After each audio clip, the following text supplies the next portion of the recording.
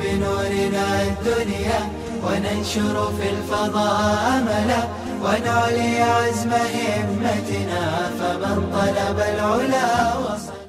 رب العالمين محمد وعلى آله وأصحابه ومن هدى بهدي إلى يوم الدين.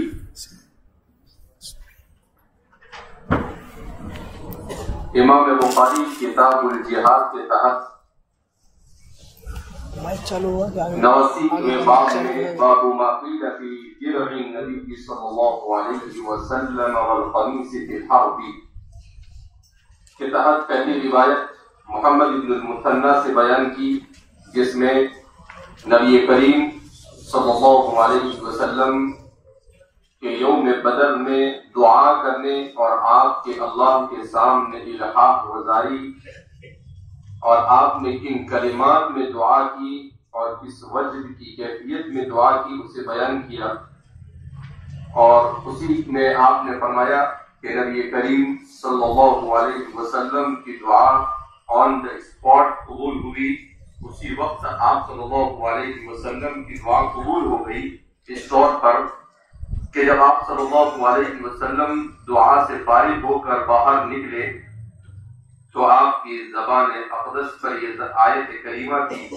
سیہزم الجمع ویولون الدبر بل الساعة موعدهم والساعة أدہا وامر، یعنی قریب یہ جمع یعنی کفار کا یہ لشکر قریش اور صنادید قریش کا جو لشکر ہے وہ ہزیمت سے دوچار ہوگا، وَيُوَلُّونَ الدُّبُرَ اور پیٹھ پھیر کر بھاگ جائے گا، دم دبا کر بھاگ جائے گا، اور ہوا بھی ایسا ہی جیسا کہ قرآن کریم نے بیان کیا ہے۔ حضرات صحابہ کرام رضوان اللہ تعالیٰ اجمعین فرماتے ہیں کہ جنگ کے شروع ہونے سے پہلے رسول اللہ صلی اللہ علیہ وسلم نے مصارع صنادید قریش کی نشاندہی فرمائی کہ سیقتل ابو جہل ہنا وَيُقْتَلُ الشَّيْبَةُ هُنَا وَيُقْتَلُ فُلَانٍ هُنَا، ہر جگہ پر حضرات صحابہ فرماتے ہیں کہ قسم بخدا جس جگہ کی نشاندہی کی تھی آپ نے اس سے ایک بارش بھی آگے پیچھے نہیں ہوئی،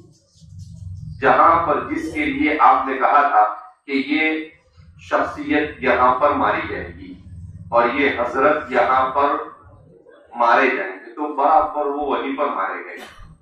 70 ان کے صنادید قریش اور اس زمانے میں جزیرۃ العرب کے سپر پاور کا اس وقت گویا کہ ہوا نکال دی گئی۔ تو قرآن کریم کی آیت کریمہ نے اسی کو بیان کیا، اور قرآن نے کہا کہ یہ تو ابھی دنیا میں کفر اور شرک اور اللہ سے بغاوت کا صلہ ہے کہ حق کے سامنے اپنی تمام تر طاقت کے باوجود تمہیں ہزیمت سے دوچار ہونا پڑا۔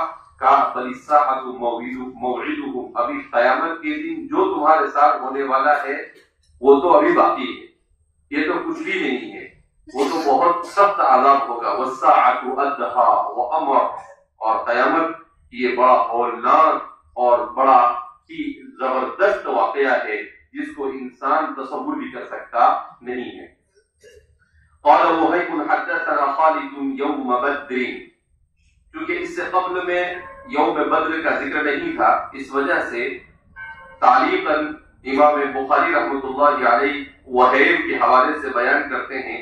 وہیب ابن خالد بن عجلان البصری بیان کرتے ہیں کہ حدثنا خالد، ہمیں بیان کیا خالد الحذاء نے عن اکرمہ، وہ اکرمہ سے بیان کرتے ہیں عن ابن عباس، اور وہ حضرت عبداللہ ابن عباس سے روایت کرتے ہیں جس میں یوم بدر کا صراحت کے ساتھ ذکر کیا گیا ہے۔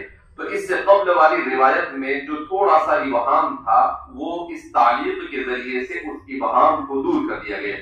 وبه قال حدثنا محمد بن كثير قال حدثنا سفيان عن الأعمش عن إبراهيم عن الأسود عن عائشة رضي الله عنها وعنهم أجمعين قالت توفي النبي صلى الله عليه وسلم ودرعه مرهونة عند يهودي ب30 ساعة من شعير.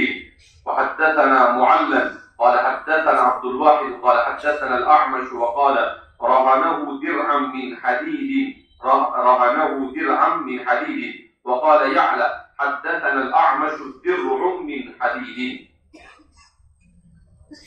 امام بخاری اپنے شیخ محمد ابن کثیر کے حوالے سے روایت کرتے ہیں العبدی البصری، وہ روایت کرتے ہیں سفیان بن عیینہ سے، اور وہ روایت کرتے ہیں سلیمان بن مہران الاعمش سے، اور وہ روایت کرتے ہیں ابراہیم النخعی سے عن الاسودی، اور وہ روایت کرتے ہیں اسود ابن یزید سے، اور وہ روایت کرتے ہیں ام المؤمنین صدیقہ بنت صدیق حضرت عائشہ رضی اللہ تعالی عنہا سے، جنہیں ریحانۃ الرسول صلی اللہ علیہ وسلم کہا جاتا ہے، قالت، وہ فرماتی ہے توفی النبی صلی اللہ علیہ وسلم، نبی کریم صلی اللہ علیہ وسلم کا انتقال ہو گیا، وَدِرْعُهُ مَرْهُونَةٌ عِنْدَ يَهُودِيٍّ بِثَلَاثِينَ صَاعًا مِنْ شَعِيرٍ، اور اس وقت اس حال میں کہ آپ صلی اللہ علیہ وسلم کی زرہ ایک یہودی کے پاس بطور رہن کے رکھی ہوئی تھی، بِثَلَاثِينَ صَاعًا مِنْ شَعِيرٍ، 30 صاع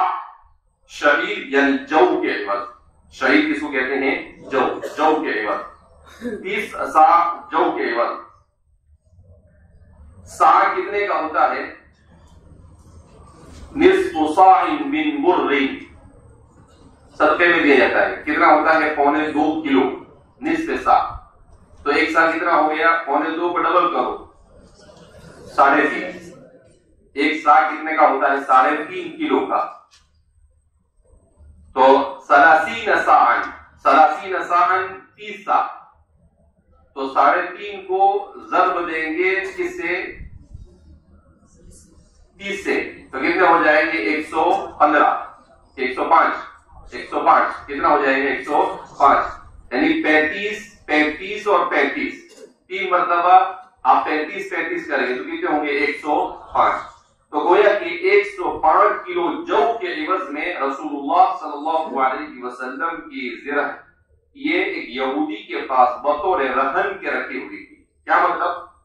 کہ آپ صلی اللہ علیہ وسلم کی اس زرہ کو ایک یہودی سے 105 کلو جو لیے تھے آپ نے، اور اس کی قیمت ادا کرنے کے لیے نہیں تھی، لہذا آپ نے اس کے عوض میں اپنی زرہ مبارک اس کے پاس رکھی۔ اس سے 2 باتیں سمجھ میں آتی ہے۔ ایک بات تو یہ سمجھ میں آتی ہے کہ نبی کریم صلی اللہ علیہ وسلم نے کیسی زاہدانہ زندگی گزاری، کہ آپ صلی اللہ علیہ وسلم اپنے گھر والوں کو جو کھلانے کے لیے بھی اپنے پاس کچھ نہیں رکھتے تھے، اس کے لیے بھی آپ کو اپنی زرہ کو رہن میں رکھ کر اپنے گھر والوں کے لیے اس سے گویا کہ 30 صاع یہ جو کیا کرنا پڑا؟ لینا پڑا۔ اس سے آپ صلی اللہ علیہ وسلم کی زاہدانہ زندگی کا پتہ چلتا ہے، ایک بات۔ دوسری بات اس سے یہ معلوم ہوتی ہے کہ یہ آپ کی زندگی کا آخری واقعہ ہے، اور یہودی اس وقت ابھی مدینہ میں تھا۔ اس کا مطلب کیا ہوا کہ مدینہ سے یہودیوں کو نکال دیا گیا تھا، مگر فتنہ پرور یہودیوں کو نکالا گیا تھا۔ جو امن پسند تھے ایسے یہودیوں کو ابھی بھی مدینہ سے اس وقت ابھی نکالا گیا تھا نہیں۔ اسی لیے ہمارے یہاں پر ایک بحث چلتی ہے کتاب الجہاد میں حضرات فقہا کے یہاں پر کہ کفار کے ساتھ جہاد کی علت کیا ہے۔ کتاب الجہاد چل رہا ہے تو کفار کے ساتھ جہاد کی علت کیا ہے؟ علت جہاد کیا ہے؟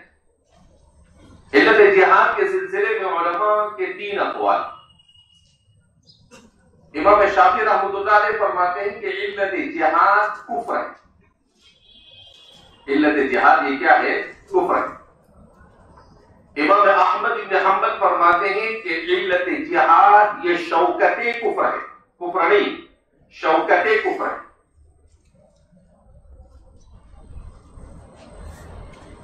اور امام ابو حنیفہ، امام مالک، بعض شوافع ان کا یہ کہنا ہے کہ علت جہاد یہ محاربت، علت جہاد یہ کیا ہے؟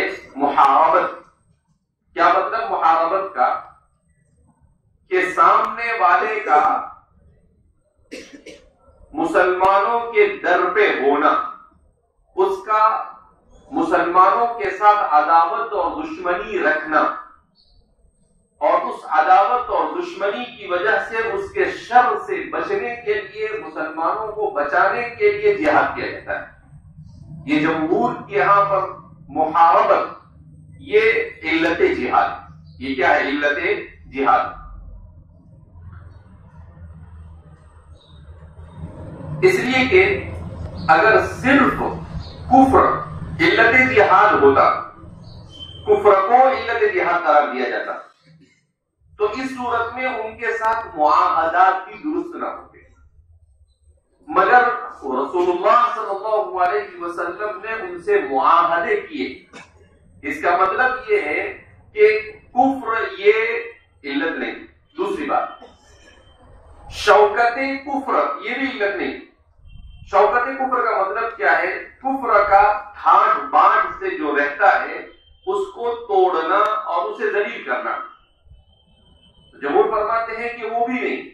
کیوں؟ اس لیے کہ اسلام امن پسند مذہب ہے، اور اسلام نے اپنی امن پسند ہونے کا مظاہرہ اس طور پر کیا کہ جنگ سیدھی شروع نہیں کی جاتی ہے. جنگ اس وقت شروع کی جاتی ہے جب کہ سامنے والا جنگ کے در پر ہو. سامنے والا جنگ کے در پر. اسی لیے اسلام کے اخلاق جہاد، ضوابط جہاد اور قواعد جہاد میں یہ ہے کہ جس سے جنگ کی جائے پہلے اسے دعوت اسلام دی جائے. اگر وہ دعوت اسلام قبول نہ کرے تو پھر اس سے جزیہ لیا جائے. اگر وہ جزیہ بھی دینے سے انکار کرے تو پھر بدرجے مجبوری یہ سمجھا جائے گا کہ سامنے والا اب محاربت کے لیے تیار ہے. تب پھر جا کر اس سے کیا کی جاتی ہے؟ جنگ کی جاتی ہے. تو اس سے معلوم ہوا کہ علت جہاد یہ محاربت. علت جہاد کیا ہے؟ محاربت. کہ سامنے والا جنگ کے در پر ہو تو جنگ کی جاتی ہے، ورنہ کسی امن پسند پر کسی طرح سے اسلام اٹیک کرنے کا حکم نہیں دیتا ہے. تو اسی لیے پوری اسلامی تاریخ میں مسلمانوں نے کافروں کے ساتھ، مشرکوں کے ساتھ، اہل کتاب کے ساتھ، سارے لوگوں کے ساتھ امن کو قائم رکھنے کے لیے اگر وہ محاربت نہیں چاہتے ہیں تو ان کے ساتھ کیا کیا ہے؟ معاہدے. اسلام کے شوکت کفر یا کفر کے علت جہاد نہ ہونے کی ایک دلیل نظام ذمیین کی. کیا ہے؟ نظام ذمیین. یعنی ایک آدمی کافر ہونے کے باوجود ذمی بن کر وہ عالم اسلام مسلمانوں کے درمیان رہ سکتا ہے.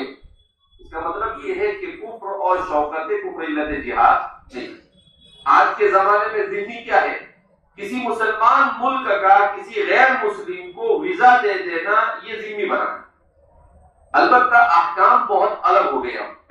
وبه قال حدثنا موسى بن اسماعیل. تو اس روایت میں کیا بیان کر رہے ہیں کہ اللہ کے رسول صلی اللہ علیہ وسلم کی درع کی آپ صلی اللہ علیہ وسلم نے رہا. تو اسلام کا مزاج اس سے پتہ چلتا ہے کہ اسلام ہر کس و ناقص کے ساتھ ظلم اور زیادتی کو کبھی بھی اس کی اجازت نہیں دیتا ہے. اسلام امن پسندی کا حامل ہے. اچانک میرے ذہن میں یہ بات آئی اور 2-4 دن پہلے کہیں سے میں نے علت جہاد کا مطالعہ کیا تھا. تو میں نے کہا کہاں پر فٹ ہوتا ہے؟ تو یہی فٹ ہو گئے. تو اس لیے ہم نے فٹ کر کیا کر دیا، آپ کو بتلا دیا کہ کہیں ہمارے دماغ سے واپس کہیں وہ جل نہ ہو جائے. وبه قال حدثنا موسى بن اسماعيل قال حدثنا وهيب قال حدثنا ابن طاووس عن ابي هريره رضي الله عنه وعنهم اجمعين عن النبي صلى الله عليه وسلم قال مثل البخيل والمتصدق مثل رجلين عليهما جبتان من حديد قد طرت ايديهما الى تراقيهما فكلما هم المتصدق بصدقه اتسعت عليه حتى تعفي اثره وكلما هم البخيل بالصدقة انقبضت كل حلقة إلى صاحبها وتقلصت عليه وانضمت يداه إلى تراقيه. فسمع النبي صلى الله عليه وسلم يقول فيجهد أن يوسعها فلا تتسع. اللہ کے رسول صلی اللہ علیہ وسلم اس روایت میں بخیل اور متصدق اور سخی اور کریم کو عجیب مثال سے سمجھا رہے ہیں کہ ایک آدمی بخیل ہے اور ایک آدمی کریم ہے، متصدق ہے یعنی صدقہ دینے کا عادی ہے. تو دونوں کو کیسے؟ اس لیے کہ انسانوں میں بہت کم لوگ سخی ہوتے ہیں، زیادہ تر لوگ کیا ہوتے ہیں؟ بخیل ہوتے ہیں. اچھا بخیل بھی ایک طرح کا ہی ہوتا ہے, بخیل کی متعدد طرح ہے. جیسے مال کا بخیل ہوتا ہے ایسے علم کے بھی بخیل ہوتے ہیں. اس کے بخیل ہوتے ہیں, علم میں بھی بخل کرتے ہیں. کیا مطلب کہ پڑھتے ہیں, سب کچھ کرتے ہیں, لیکن کہا کہ سب یہاں بتا دوں گا تو پھر دوسری جگہ پر میرا کیا ہوگا. تو یہ بھی بخل بھی رہے.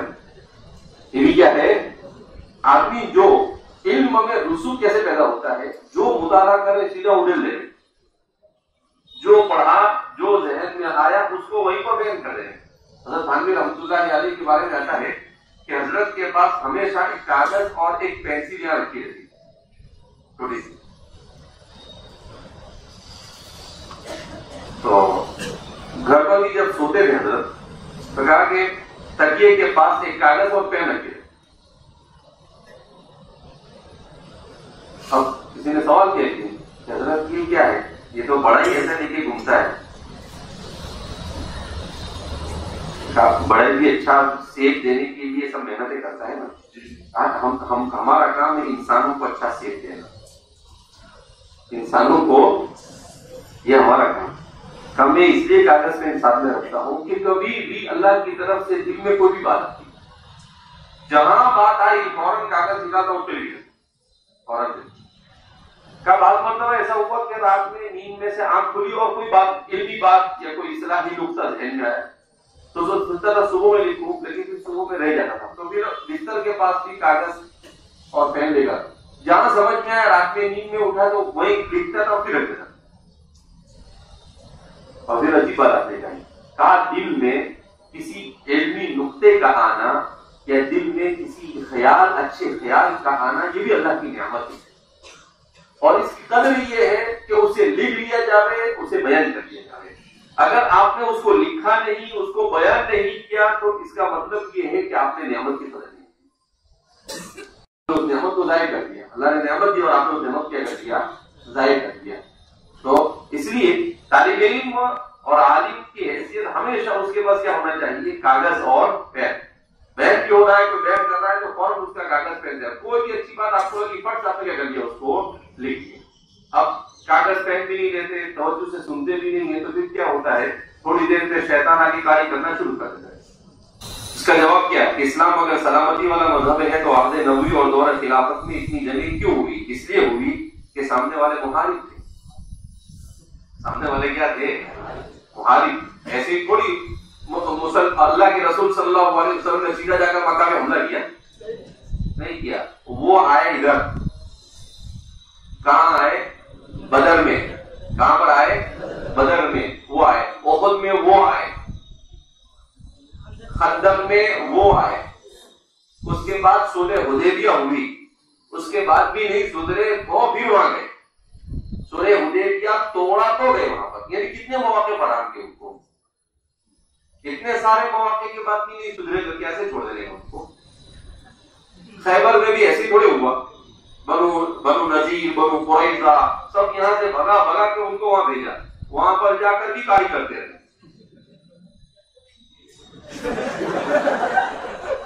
تو پھر اس کے بعد جا کر کیا کیا گیا, ان کے ساتھ جنگ. تو محاربت کے بغیر مجھے تو یہ علت بہت اچھی سمجھ میں آئی کہ اسلام کی علت قتال یہ کیا ہے, محاربت. کہ سامنے والا اگر چین سے نہیں بیٹھا ہے تو ہم مار کھائیں گے,